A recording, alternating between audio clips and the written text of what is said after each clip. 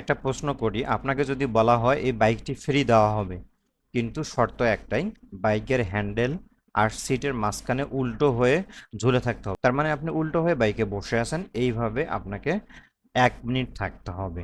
আপনি কতক্ষণ টিকতে পারবেন? 10 সেকেন্ড, 30 সেকেন্ড, নাকি 1 মিনিটেই পারবেন? দেখুন, মানুষকে আকৃষ্ট করার জন্য কোম্পানিগুলো কত অদ্ভুত অদ্ভুত আইডিয়া বের করে। আগে বিজ্ঞাপন মানেই ছিল পোস্টার, ব্যানার, টিভি বিজ্ঞাপন। আর এখন মানুষকে উল্টো ঝুলিয়ে রেখে বাইক বিক্রি করা হচ্ছে। তবে একটা বিষয় স্বীকার করতেই হবে, এই যে বিজ্ঞাপনটা দিচ্ছে, আপনি দেখতেছেন, তার মানে বিজ্ঞাপন কাজ করতেছে।